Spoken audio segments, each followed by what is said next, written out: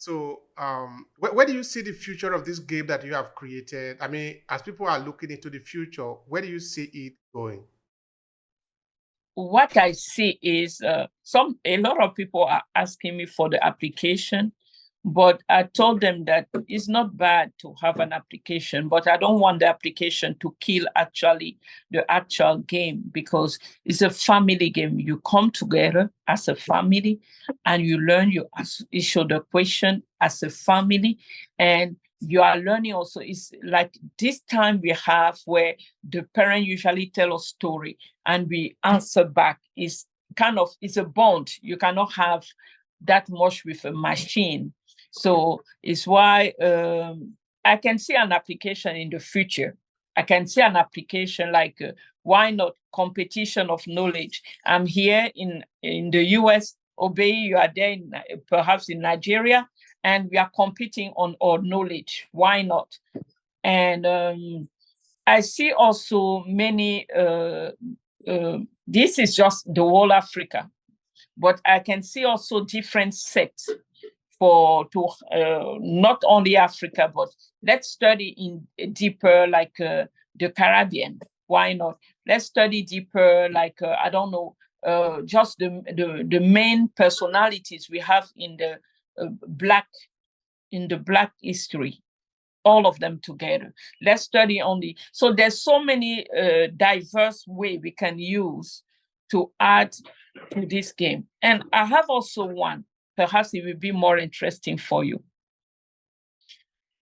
There's a lady who gave me a book once, and she was the former minister of commerce of Liberia. What she did, Obey, and I think you will love her book. She went throughout Africa and asked different young people, how do you see Africa of tomorrow? What did you do? And how do you see Africa of tomorrow? And her book is called Emergent Leadership of Africa. Her name is a minister, she's a former minister, Olubanke King of Liberia. Okay? So when she discovered my game, she came to me and she said, oh, I love your game and everything. But tell me, what can you do with something like my book?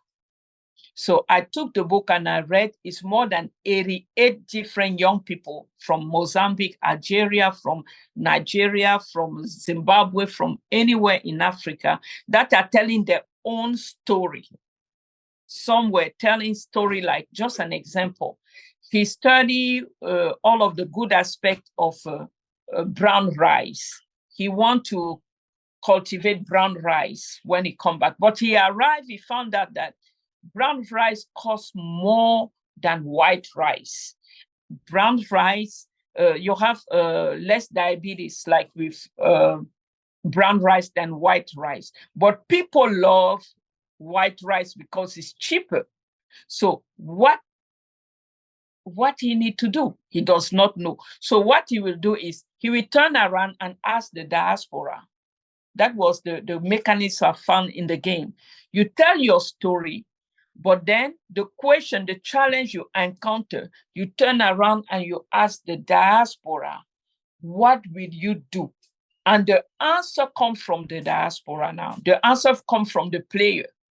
So I create a game based on her book where we are telling the story of these many people. And for the question that he asks, we turn around and we ask the diaspora, what will you do if you was at his place? You see. And that game is already on the market. We did the game in 2017. But it's a great game to tell different people's story. And we categorize them in different things. We categorize in good governance, we categorize in economy, and we categorize in health, problem of health. With just an example, in Liberia, they found that a lot of people, because of the war, they have a lot of people who were suffering mentally. You know, in Africa, we don't consider that much what is depression or post-war stress or things like that. We consider no, we balance it on the religious side, you understand. But you have people who are suffering really from PSTD, post-trauma. You have real people, and these people are given sometimes responsibility in the country. So how do you fix the problem? How do you fix a problem of a child soldier who's reintegrated but put in a position where he was not completely healed? So all of this is like through a basic game where people are telling the story. But now, as diaspora, we need to bring the answer. Thank you for that. Thank you for that. That is powerful. We really will have time to be able to explore that. So what will be your final take here to conclude this conversation? It really have been very interesting and eye-opening. I believe that the audience, people that are listening to it, they are getting value from it. Conclude it your own way. No, I believe, like I say, I can give the same answer I gave the last time in the 30 minutes to close that. We are in the time where we need to make available whatever resource we have for the diaspora. Storytelling is one. You have to bring your own story or your own tools in order to change the way our story is told. So you need to do that effort. Don't just stay and say, okay, perhaps me too, I have a problem of funding or anything, but I use whatever I have in my disposition now in order to gather the people who can change the story, who can make our youth also interest, because we have a big problem is our youth is confronted to the civilization, Occidental civilization, Western civilization, and they are eating up everything that Western civilization is doing.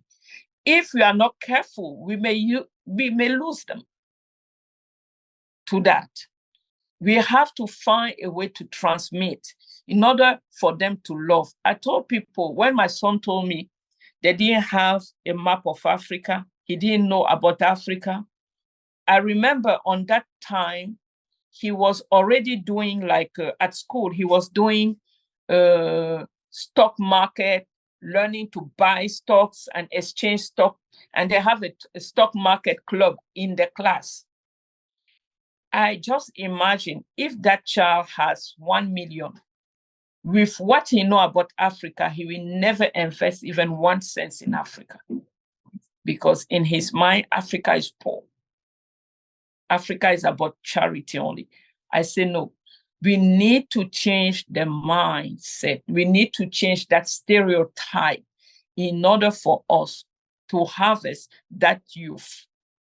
If not, we are losing them. Thank you so much for that. I appreciate it. This is really very interesting. Thank you. Thank you. Thank you. And thank you for inviting me.